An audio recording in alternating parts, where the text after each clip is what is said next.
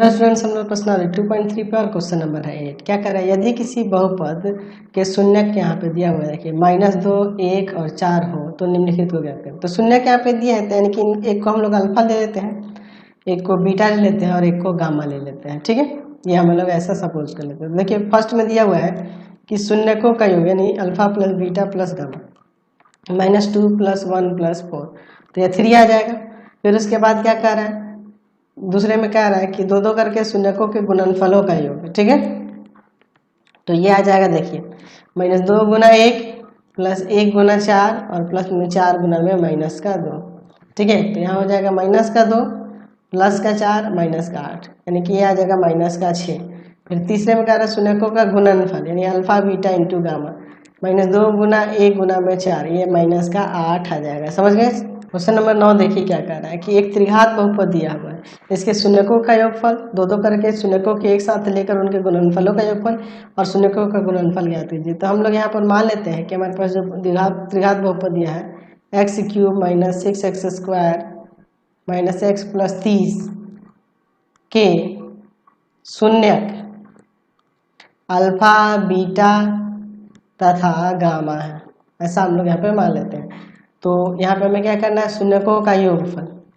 ठीक है, तो क्या हो जाएगा, तो यहाँ हो जाएगा निगेटिव ऑफ किसका, x² का कोफिशिएंट यानी कि हाँ है ना, और बाई में आपका x³ का कोफिशिएंट, तो प्लस का 6 आ जाएगा।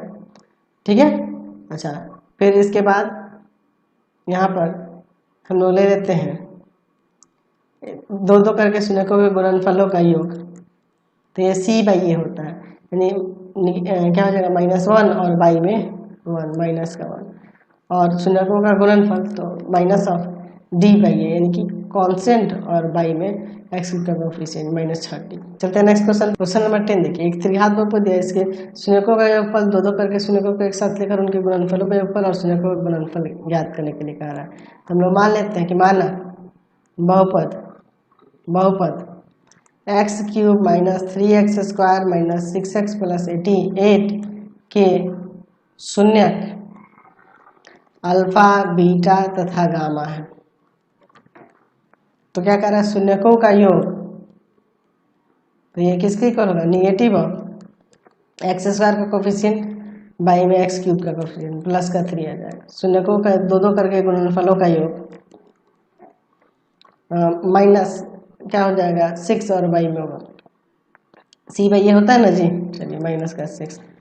अच्छा शून्यकों का गुणनफल तो -d/a यानी कि कांस्टेंट और बाई में आपका x³ का कोफिशिएंट यहाँ -8 आ जाएगा। चलते नेक्स्ट क्वेश्चन। क्वेश्चन नंबर 11 देखिए, यदि बहुपद यहाँ पे दिया हुआ है px = x³ प्लस का 10x² प्लस का px प्लस का q के दो शून्यक वो 1 तथा -2 है, तो p और q ज्ञात करिए। चलिए देखिए यहाँ पे देखिए x = 1 px का शून्यक है, तो उसको संतुष्ट करेगा, उसका बहुपद का मान 0 के इक्वल हो जाएगा 1 पर। इन्हें हो जाएगा 1 का क्यूब प्लस 10 गुना 1 का स्क्वायर प्लस का p गुना में 1 प्लस का q = 0। यानी आ जाएगा 1 प्लस का 10 प्लस का p प्लस का q = में 0, यानी आ जाएगा p प्लस q = -11, समीकरण 1। फिर क्या करें, x = -2, x = -2 px बहुपद का शून्यक है, शून्यक है तो उसके बहुपद का मान को 0 के बराबर कर देगा ये -2 रखने पे, तो हो जाएगा -2 पर बहुपद का मान 0 क्योंकि शून्यक है -2, तो -2 का क्यूब प्लस में 10 गुना में -2 का स्क्वायर और प्लस में p गुना में -2 और प्लस का q = में 0। ये आ जाएगा -8 यहाँ प्लस का 40 माइनस का 2p प्लस q = 0। तो यहाँ से देखो ये घटा देंगे, यहाँ पे 32 हो जाएगा -2p प्लस q = में 0।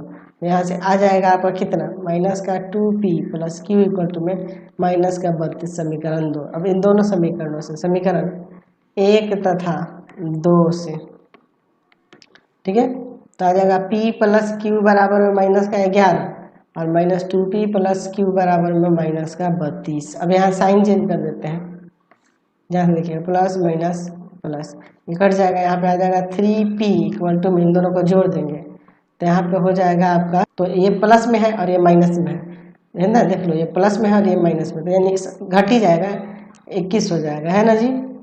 चलिए तो अब इसको जब भाग में ले जाएंगे तो 3 7 1 7 आ जाएगा। अब p का मान जो है ना, p का मान समीकरण 1 में रख देते हैं। समीकरण 1 में रखने पर, ठीक है। चलिए तो क्या था समीकरण 1, p प्लस क्यू बराबर माइनस का 11। p का वैल्यू 7 इधर रख देते हैं, उधर जाके माइनस का हो जाएगा, यानी q बराबर में माइनस का 18 आ जाएगा। तो p बराबर 7 आ गया और q बराबर में माइनस का 18 हो गया। समझ गए। क्वेश्चन नंबर 12 देखिए, यदि बहुपद यहाँ त्रिघात बहुपद देखिए दिया हुआ है, px इक्वल टू में दिया हुआ है एक्स क्यूब माइनस का 3x स्क्वायर प्लस का x प्लस का 1। इसके शून्य के यहाँ पे 3 शून्य के दिए हुए थे और भी ज्ञात करना है। अच्छा, तो हम लोग जानते हैं कि शून्यकों का योग जो होगा, शून्यकों का योग वह किसके बराबर हो जाएगा, तो निगेटिव ऑफ एक्स स्क्वायर का कोफिशिएंट बाई एक्स क्यूब का कोफिशिएंट।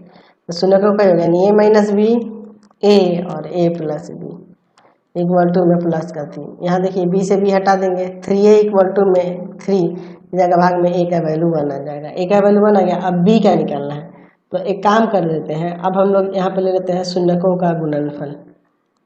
शून्यकों का गुणनफल, चलिए शून्यकों का गुणनफल किसके इक्वल है, तो यहाँ पर वो हो जाएगा शून्यकों का गुणनफल निगेटिव ऑफ कॉन्स्टेंट और बाई में एक्स क्यूब का कोफिशिएंट।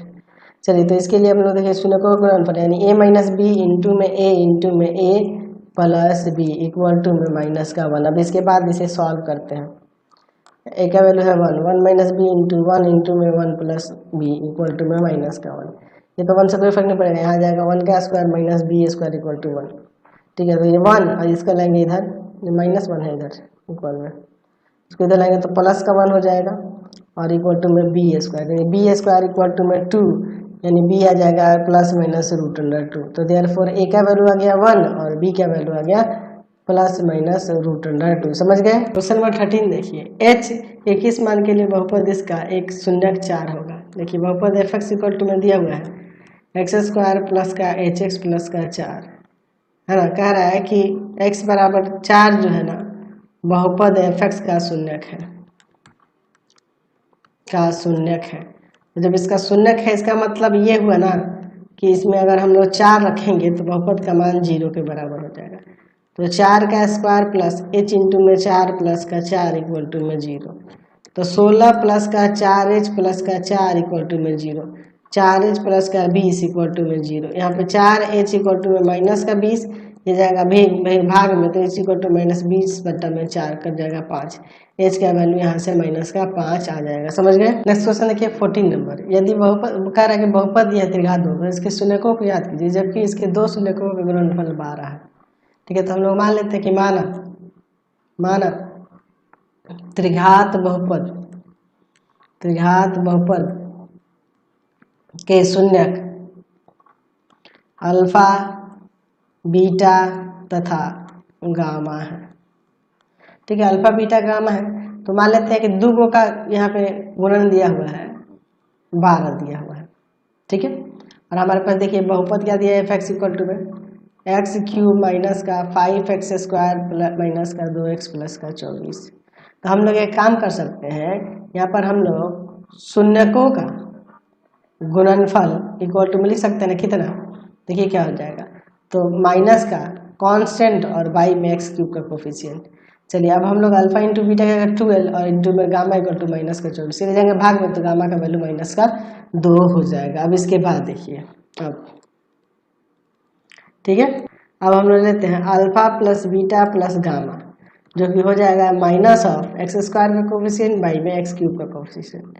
अब अल्फा प्लस बीटा और गामा का वैल्यू है -2 इक्वल टू ये 5, ये जाकर उधर ऐड हो जाएगा, तो alpha plus beta equal to में कितना आ जाएगा, यहाँ पर आ जाएगा आपका 7। चलिए अब देखिए इसके बाद, चूंकि हमारे पास अल्फा इंटू बीटा दिया है 12, तो यहाँ से बीटा इक्वल टू लिख सकते हैं कि नहीं, 12 बट्टा में अल्फा।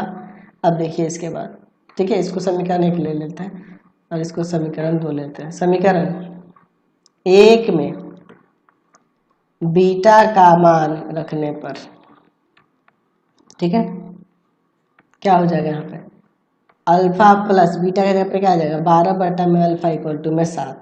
चलिए अब इसके बाद देखिए, यहाँ पर हो जाएगा आपका अल्फा स्क्वायर प्लस का 12 इक्वल टू में 7, तो alpha square plus 12 equal to में 7 अल्फा, इसको इधर लेके चले आएंगे तो क्या हो जाएगा यहाँ पर अल्फा स्क्वायर माइनस का 7 अल्फा प्लस 12 इक्वल टू में 0। अल्फा स्क्वायर माइनस का 3 अल्फा माइनस का 4 अल्फा प्लस का 12 इक्वल टू में 0। यहाँ पर देखिए अल्फा अल्फा -3 माइनस का 4 कॉमन करेंगे अल्फा -3, दोनों में से यहाँ पे अल्फा -3 कॉमन करेंगे, यहाँ अल्फा -4 बच जाएगा। अलग अलग कर देंगे, अल्फा -3 इक्वल टू में 0 और अल्फा -4 इक्वल टू में 0। अल्फा इक्वल टू में 4 और यहाँ अल्फा इक्वल टू में यहाँ से 3 और यहाँ अल्फा इक्वल टू में 4 आ जाएगा। अच्छा, यदि यहाँ पे देखो अल्फा इक्वल टू 3 होगा तो बीटा का वैल्यू देखिए क्या आ जाएगा, 12